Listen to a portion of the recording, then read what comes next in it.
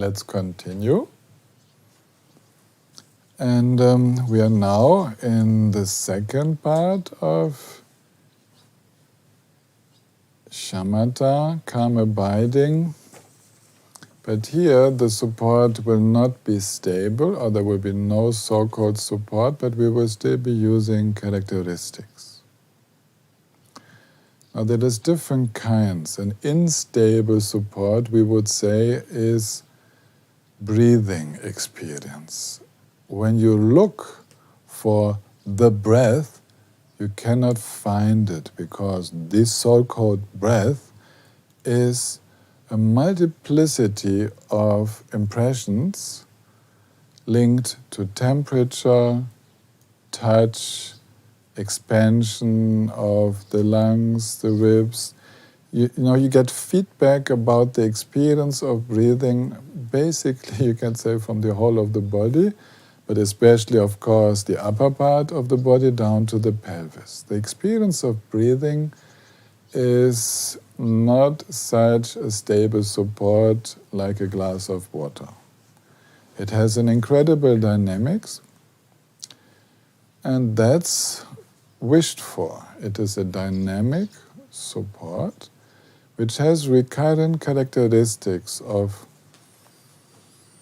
how it feels when breathing in through the nostrils, how breathing in feels in the throat, how breathing in feels in the lungs, how it feels in the belly, and so on. All of this is called in-breath, but the in-breath is a very complex phenomenon, constantly changing. The out-breath is also a succession of experiences of letting go, letting the breath go out. The beginning of the out-breath is different from the middle of the out-breath, is different from the end of the out-breath. And it's a continuity of changing experiences. So that's called, I would say, an unstable or dynamic support. Or better, the truth is there is no support. We cannot find the breath. It's like when we meditate on love. You cannot find love as one thing. It's a quality which is evolving all the time, but it's not something you can find in space, which has a color, which has a definite location, a definite place in our heart. It's a dynamic phenomenon. Okay. But we can meditate using the characteristics of the breathing experience by counting, by following the breathing experience very closely, by settling into it, by examining its nature, by changing it into a deeper experience and purifying the breath by actually letting go of all self-involvement in the breathing experience. All these things I have explained in the extensive teaching. I will quickly go through this time only. We can then use as a support for shamatha all forms of pranayama, all forms of techniques linked to the subtle energies, not only the outer breath. Pranayama is working with the inner energies as well, this flow of energies. All of that would be called a practice without support, but with tangible phenomena. We can feel something. There is really something going on, although it changes all the time. So, for example, filling the body with breath, interrupting the flow of breath,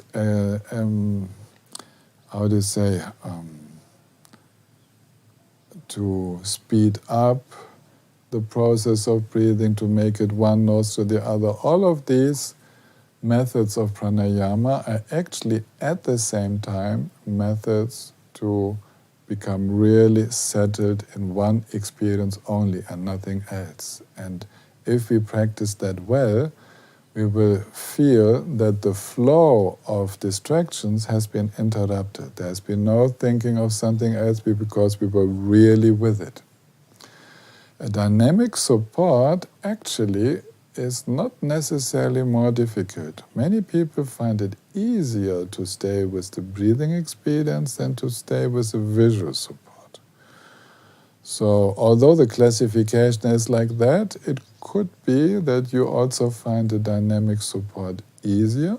Also, like to watch a flowing river might be easier for you as a visual support than a stable glass of water. Because there's something happening. Because there's something happening, we have it easier to stay with it. And then there are meditations with characteristics without any support, but focusing on instructions. For example, I've heard in the Mahamudra teaching, leave the mind in its own free and natural state. And I will use that as an instruction that guides me into shamatha practice. So free and natural becomes an attitude of mind. We have characteristics there. We know how it feels to be more free and more natural. And we take that as our entry into shamatha practice. Or like some of you, you tell yourself constantly, relax. The relax is like a command. It's not very helpful as a shamatha support. But how does it feel to relax? That's an excellent support for shamatha.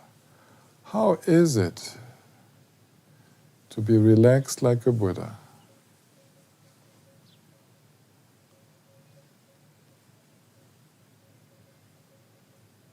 And you can feel your mind exploring. How is it to feel relaxed like a Buddha?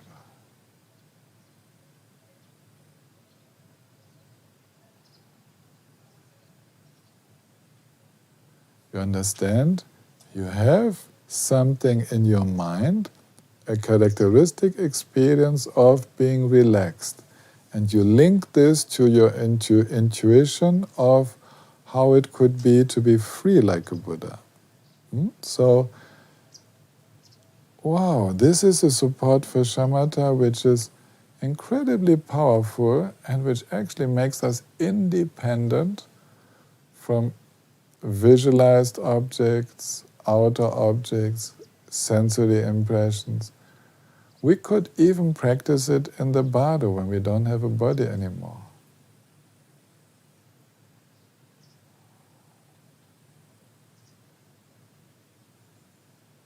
You could continue with how does it feel to be in this connectedness, this love and compassion, the immeasurable love and compassion of an awakened being. You would feel your way into that, which is an excellent entry into shamatha. It's a shamatha with a warm heart. So this would be called without support, but with characteristics. Or you meditate with an instruction not to involve with thoughts about past, present, and future. It's a little bit abstract, but you would actually have that as your instruction. Whatever thinking arises concerning what was, what will be, and what is now, all this mental activity, just relax that. No fuel, no involvement. And with that instruction, you would enter shamatha. It makes the mind calm. If it is an invitation, a command will not make the mind calm. Allow your mind not to involve with the 3 times. Past, present, future.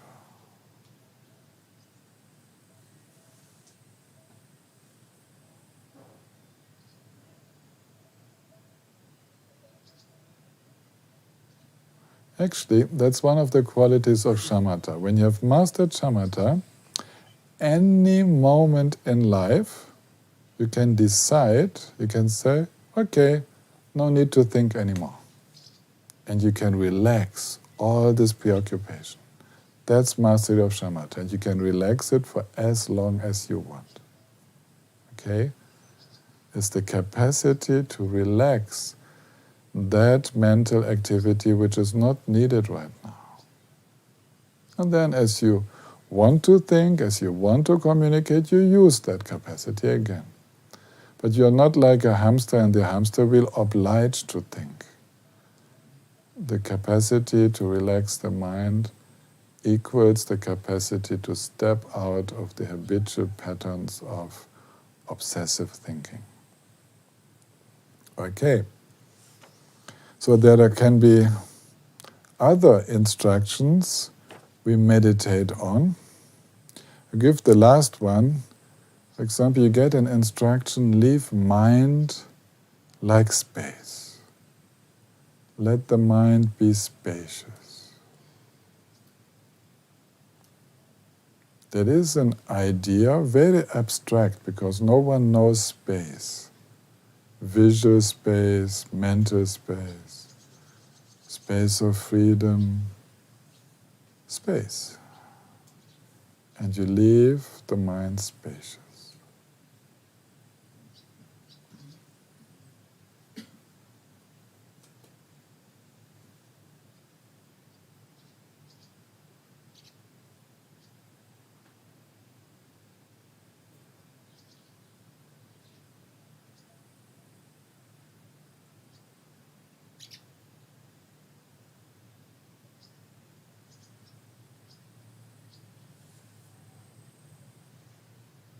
The only reminder we use is remember to let mind relax into its own spacious nature.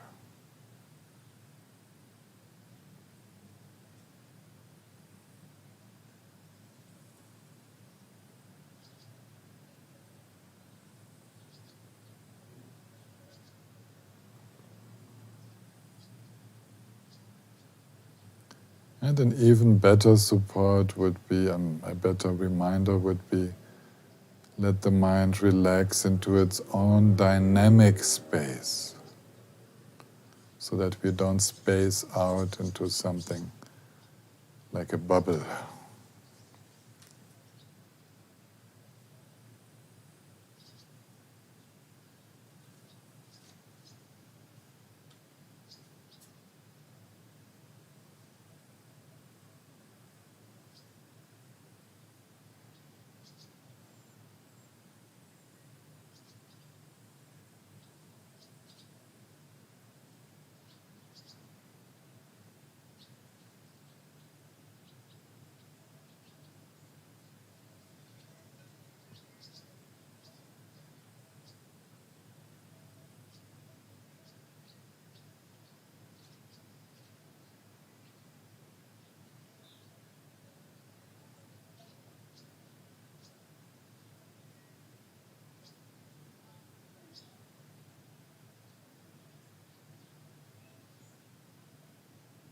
Okay, also these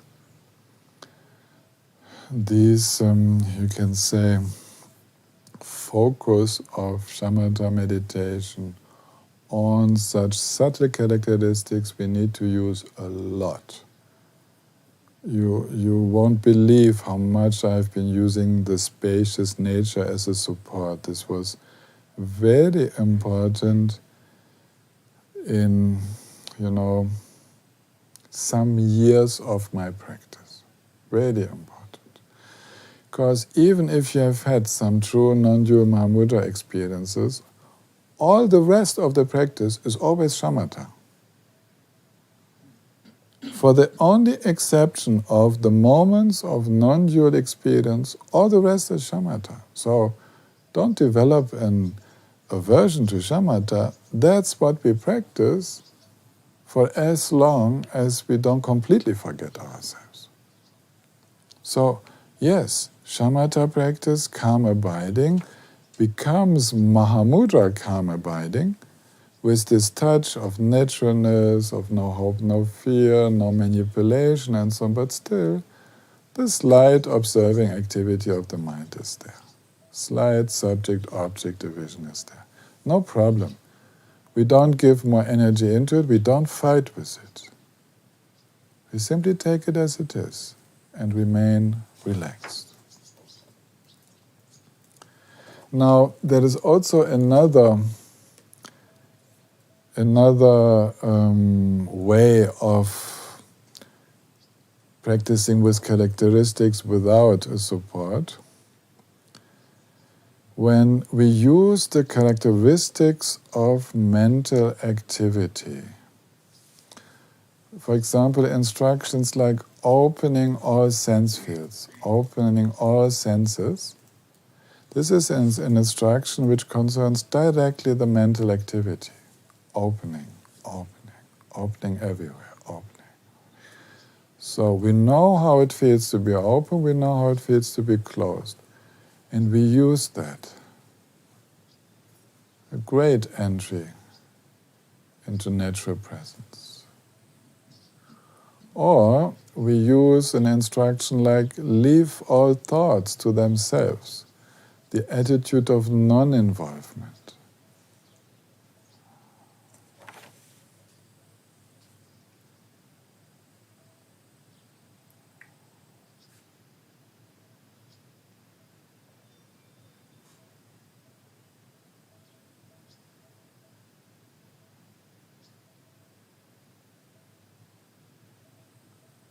Clear dynamic presence without involving with anything whatsoever. Thinking processes just liberate themselves. And so on. So all of this would be using instructions, characteristics. And then we can also meditate without focusing on characteristics, which is actually an advanced shamatha practice for someone who does not need a reminder like an object, outside, sensory object, anywhere in the world, nothing to be imagined inside, no imaginary world to be visualized, no instructions to be remembered. The only thing we do there is noticing when the mind enters some kind of unnecessary effort. We relax all the tension, the stress, the dukkha. We meditate directly with signs of dukkha, and automatically we get out of the stress. There is no instruction actually we follow. Here in shamatha, without support and without characteristics, actually we simply meditate with trust, with blessing.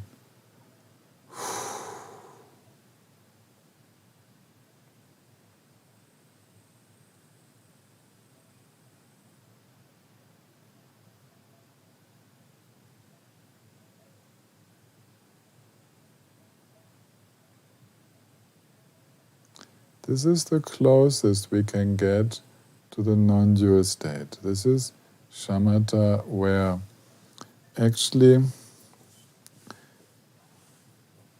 the meditator has come to a point where the mind remains stable by itself. Big distractions have dissolved, small distractions, they also dissolve by themselves by simply coming back into awareness.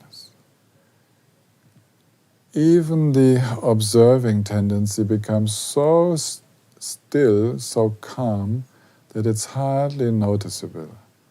It's an absolutely silent observing which makes no comments anymore. We don't fight with it, we don't give importance to it.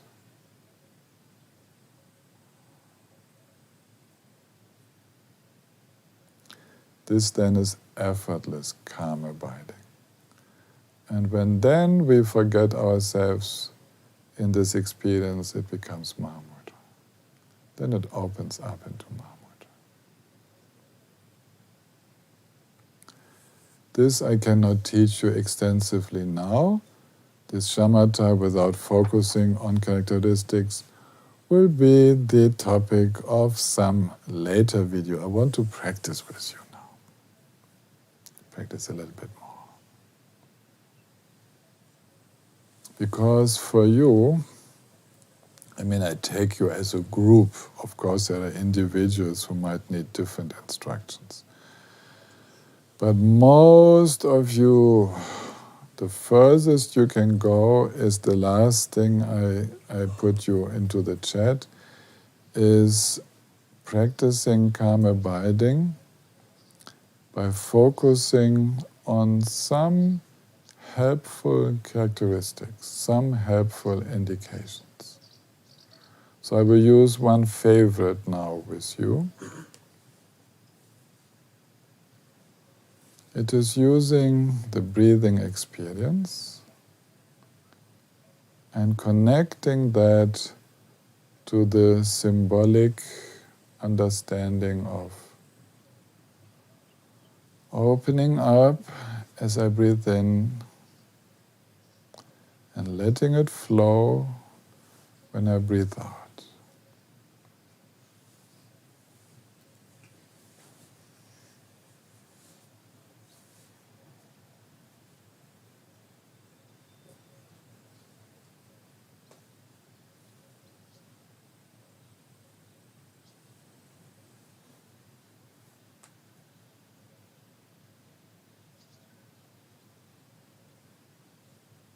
We have a support, slight support, but a dynamic one. It's the experience of breathing.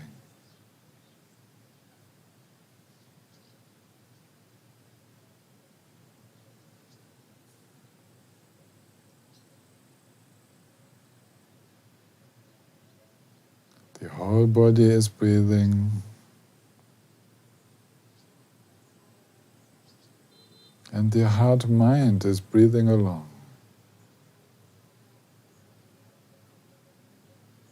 Opening and flowing.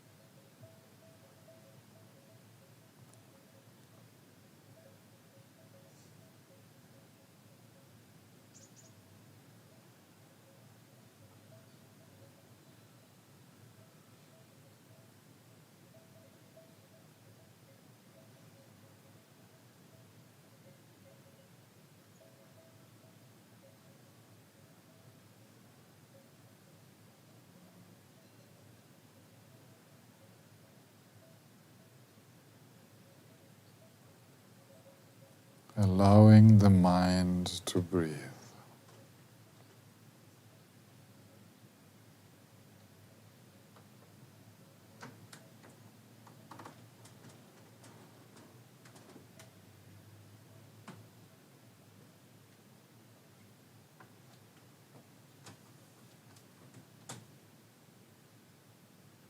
enjoying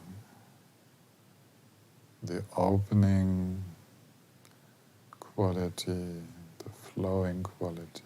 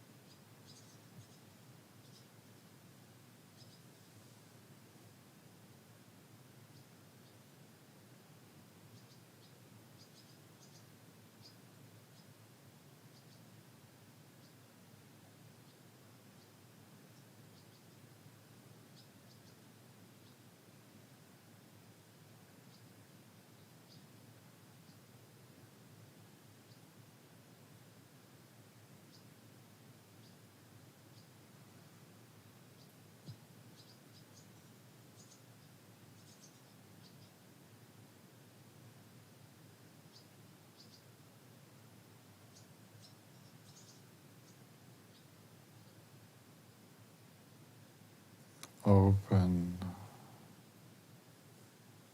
flowing, breathing.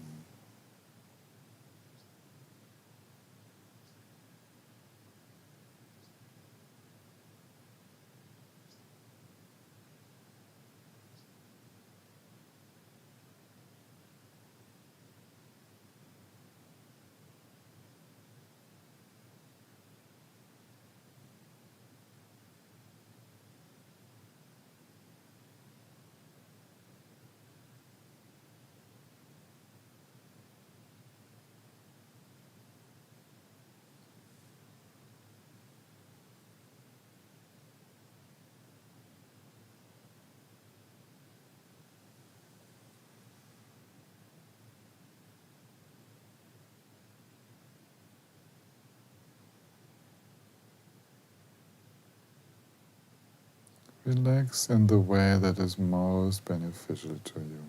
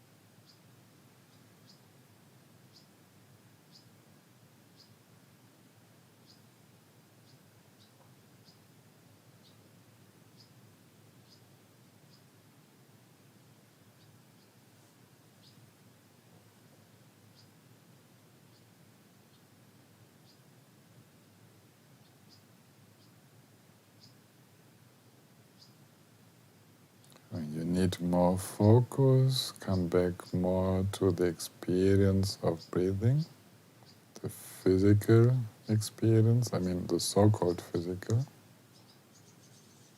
what you become aware of, the subtleties of breathing in, the subtleties of breathing out. Like this, you can come back to more focus anytime you like.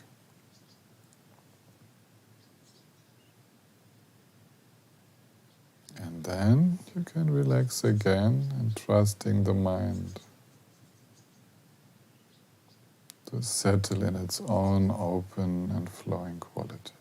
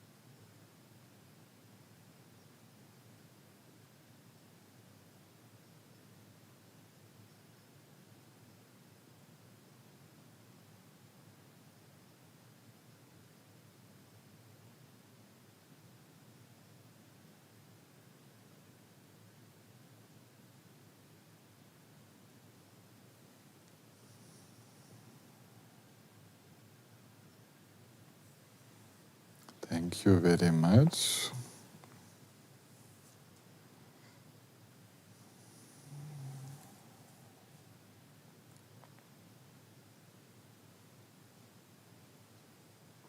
You probably understood from my explanations that the specific Mahamudra approach to calm abiding goes towards relying on the natural qualities of mind as we meditate shamatha, calm abiding. So the idea is not to engage in mental gymnastics and do all kinds of objects, but with every object we learn about mind, we get to know qualities of the mind until we begin to trust our mind. Shamatha becomes deeper with the growing confidence that we don't have to do anything. Then actually all of it appears. And as we are not doing anything, not manipulating, we also get out of all the sidetracks, the dead-end roads in shamatha practice due to different forms of clinging. The remedy is always the same. It is this opening, flowing quality of mind, which is its own nature. We don't have to create it. Just we help ourselves to trust it more, to allow it to manifest more.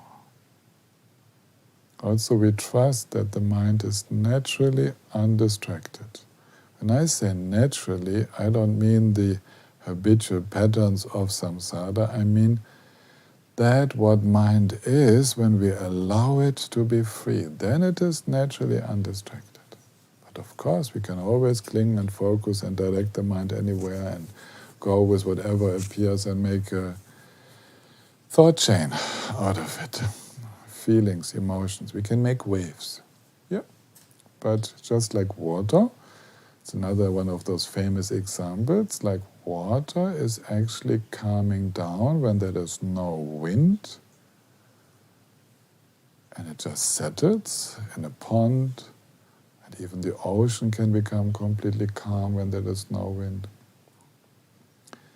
Then, in the same way, when the karmic winds do not receive our clinging and aversion, then the karmic firework, which will naturally appear in your practice of shamatha, it can liberate itself, and just like not clinging to fireworks which you see in the sky, there will be a moment of experience and it will be gone. And in this way we exhaust our storage of karmic fireworks, which is necessary for more mental calm. That mental calm arises more and more often and becomes a continuous experience. That includes that this way of practicing calm abiding is diminishing the sense of self. The meditator is actually not active, becomes always less active. The further the shamatha progresses, the less we do. Like this, it becomes the natural preparation for just abiding.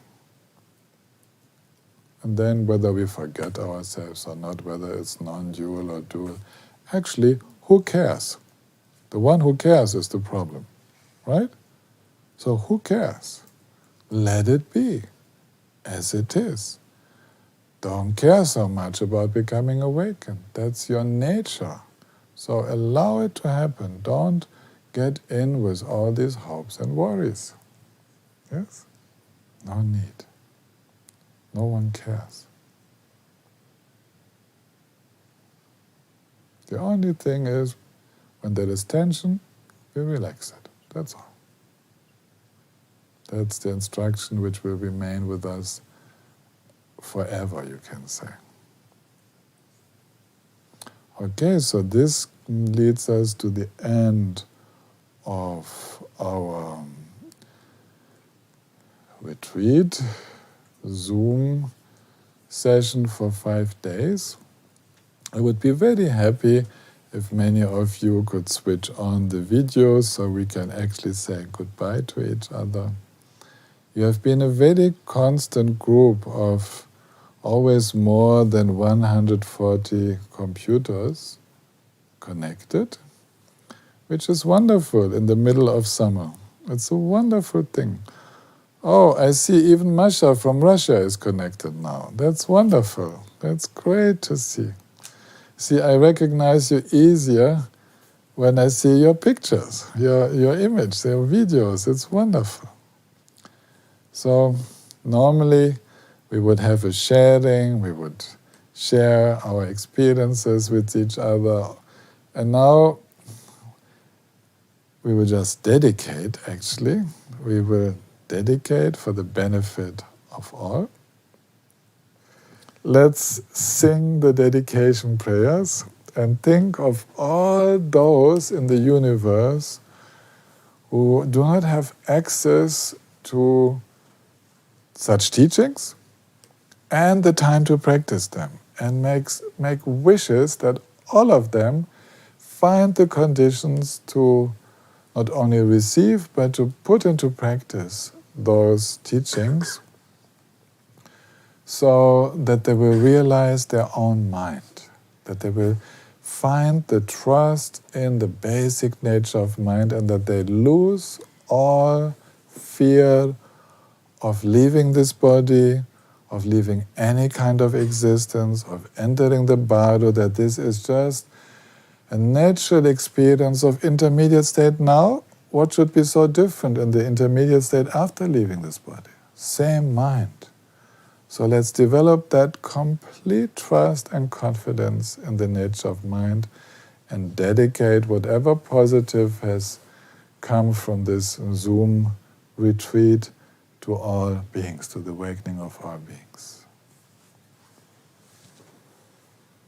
Sunam deye tamje zepane topne ne pedranam panjene Kegana Chimbalan Jumpaye Sipet Sole Jobadavaisho Champem Pavunjita Kempadan Kuntu Zampo Deyande Shinte Deda kunjin jisu dak lom jing gewan dedan tam jeram tungu sangye kusum nebejen lam dang genji minju dem bejen lam dang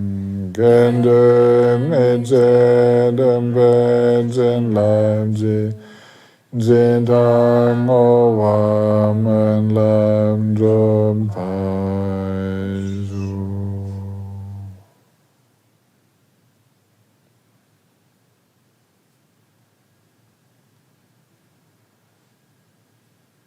And thank you to our teachers. Thank you to all those in all those many centuries who have taken care to pass on those teachings to other generations and who took on the difficulties of doing so. Thank you, thank you, thank you.